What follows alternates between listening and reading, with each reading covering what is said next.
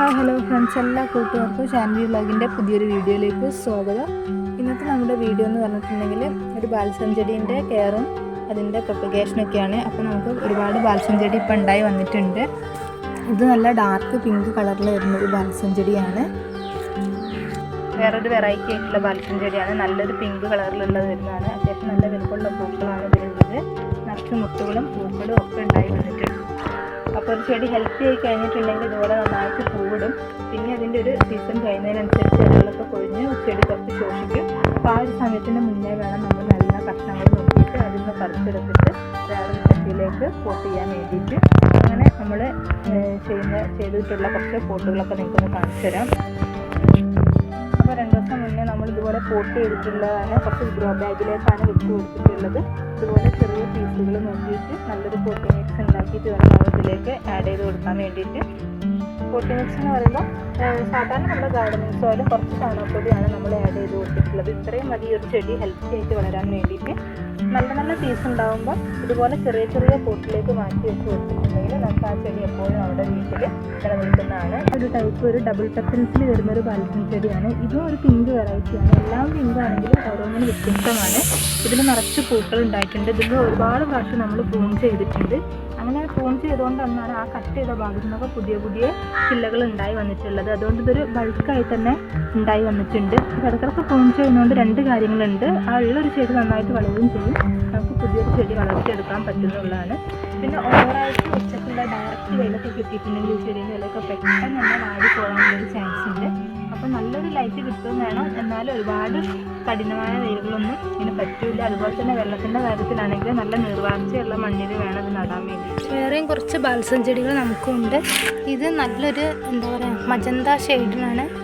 Dark pink, ഒരു red അല്ല പിങ്കും അല്ലാത്ത ഒരു കളറിലാണ് ഈ ബാൽസം ചെടികൾ ഉണ്ടായി കിടക്കുന്നത്. ഒരുപാട് മുട്ടുകളും ഉണ്ട്. ഇത് നമ്മൾ പോട്ടിലല്ല കുഴിച്ചിട്ടിട്ട് മുറ്റത്ത് വെറുതെ ഇങ്ങനെ കുഴിച്ചിട്ടിട്ടുള്ളതാണ്. ഒരുപാട് കഷ്ണങ്ങൾ ഉണ്ടായിട്ടുണ്ട്. ഒരു കൊമ്പായിരുന്നു ആദ്യം കുഴിച്ചിട്ടപ്പം. അപ്പോൾ നിറച്ചും പൂക്കൾ ഉണ്ടായി വന്നിട്ടുണ്ട്. നല്ല പടർന്ന് ഒരുപാട് ഉണ്ടായി വന്നിട്ടുണ്ട്. അതുപോലെ തന്നെ വേറൊരു ബാൽസം ചെടിയാണ്.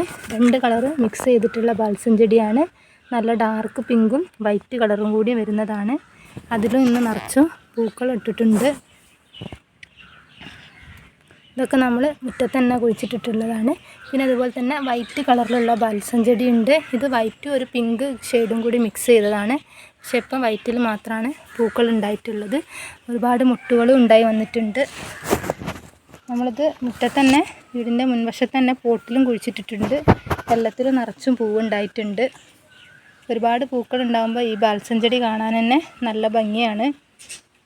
മുറ്റത്തായാലും പോട്ടിൽ വെച്ച് കൊടുത്താലൊക്കെ ഒരേപോലെ ഉണ്ടാകുന്ന ഒരു ചെടിയാണ് ബാൽസം ചെടികൾ. കുറച്ചൊന്ന് നമുക്കൊന്ന് കെയർ ചെയ്ത് കൊടുത്താൽ മതി. ചെടീൻ്റെ തണ്ട് നമുക്ക് സൂക്ഷിച്ചാൽ തന്നെ അറിയാം കുറച്ചൊരു വാട്ടർ കണ്ടൻറ്റ് ഉള്ളതാണ്. അപ്പോൾ നമ്മൾ ഒരുപാട് വെള്ളമൊക്കെ ഒഴിച്ച് ചെടിച്ചട്ടിയിൽ ഹോളുകളൊക്കെ ഇല്ലെങ്കിൽ പെട്ടെന്ന് തന്നെ ഈ ചെടി ചീഞ്ഞു പോകും. അപ്പോൾ നമ്മൾ ചെടിയിലെ പോട്ടും കാര്യങ്ങളൊക്കെ നോക്കിയിട്ട് വേണം ഈ ചെടിക്ക് വെള്ളം ഒഴിച്ച് കൊടുക്കാൻ വേണ്ടിയിട്ട്.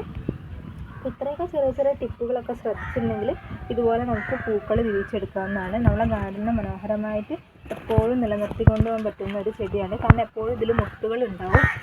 ഈ മുട്ടുകൾ എപ്പോഴും പൂവായിട്ട് നിൽക്കുന്നത് കൊണ്ട് തന്നെ ആ ഒരു പൂവ് ചീയുമ്പം തന്നെ ഉണ്ടായിക്കഴിഞ്ഞാൽ പൂക്കൾ ചീഞ്ഞ് വരുമ്പം തന്നെ അടുത്ത പൂക്കൾ ഉണ്ടാവും. അപ്പോൾ ഈ ഒരു ചെടി ശ്രദ്ധിച്ചാൽ പറയാം നിറച്ചും മുട്ടുകളാണ് ഉണ്ടാകുന്നത്.